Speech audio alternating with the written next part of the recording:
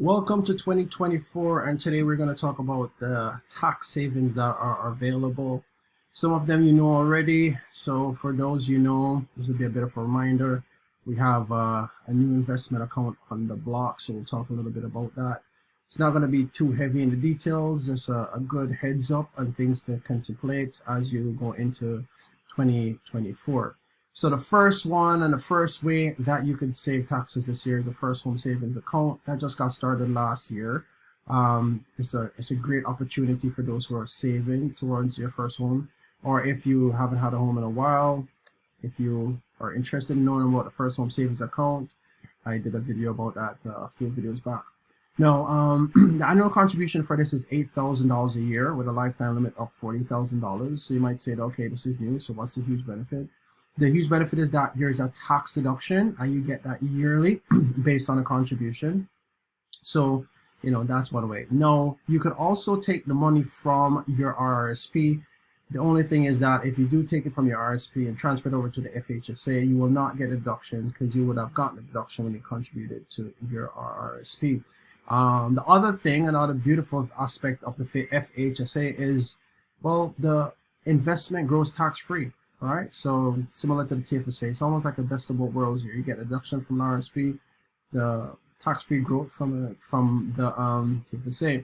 Now you might say, well, what happened if I don't use this account? Well, you could withdraw the entire thing, tax-free within 15 years, or by age 71 for a qualifying home purchase, right? So that's what we're looking at FHSA.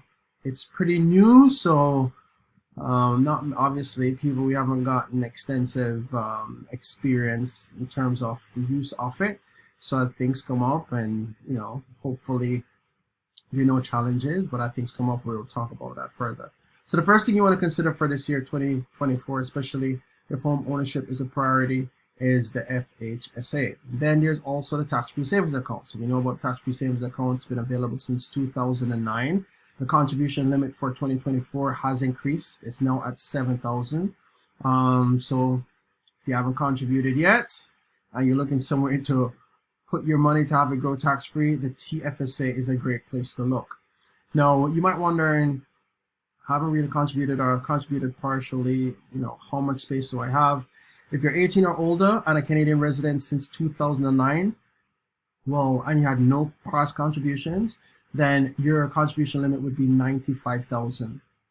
So if you contributed during that time, so you contributed $20,000, now your room would be $75,000. If you contributed $30,000, your room would be $65,000. Then there's the RRSP, Registered Retirement Savings Plan. We spoke about that earlier, and the way that works is the amount that you contribute, you get a deduction, and when you withdraw from the RRSPs, what happened is that at that time it's counted as income. And I know people always compare RRSPs, TFSAs, which one's better. It all depends on your situation, and in many instances, it depends on when you withdraw those funds, and it depends on the tax bracket you are, right? So a lot of people see RRSPs as being superior. It depends. It depends on your situation, and that warrants another conversation, which I have already done a video comparing RRSPs and TFSAs. If you look through the channel, that is definitely there. So, just to speak further about the TFSA RSPs, in terms of TFSAs, the benefit, especially a huge benefit, occurs if you're in a higher tax bracket during retirement, because when you pull from the TFSA at that particular time, it's tax-free, right? So essentially, you're in a high income bracket. If it was being treated as taxable ordinary income, as it would if it's an RRSP, you would be taxed for every dollar based on your tax rate at that particular time. Here's another advantage for TFSAs. It prevents old age security benefits from being reduced or clawed back, unlike a RRIF withdrawal, Registered Retirement Income Fund. Here's another thing. If you're getting benefits also, that is based on how much income you should be receiving, and you're at a particular threshold, and either you're eating into that threshold, or you're far past the threshold, or you're looking to not get into that threshold, the TFSA is a great vehicle to have at that point, because when you pull from the TFSA, it will not increase your income, and ultimately you stand a better chance of not going past the threshold if those benefits are determined by your income. Speak further about RRIFs. About the RRSPs, Registered Retirement Savings Plan. If you are turning age 71, you want to consider converting your RRSP to a RRIF, Registered Retirement Income Fund. Or an alternative is you could also purchase annuities. I know annuities have found favor in the last many years, but people are actually starting to consider that now because the interest rates have allowed for a bit of a higher return. And we don't know how long that is, so we have some opportunity there. We have some potential for using that as a vehicle.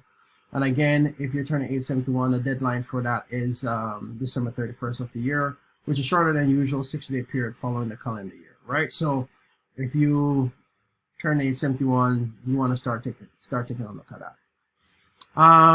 RESPs, Registered Education Savings Plan.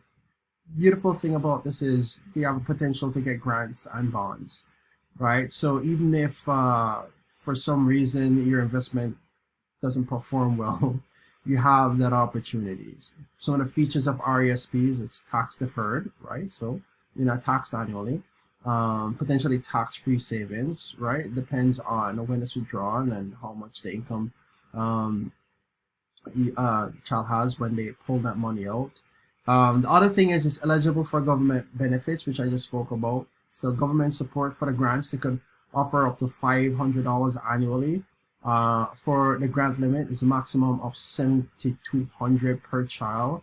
But that's still, in the big scheme of things, the government's actually helping support it without you having to pay.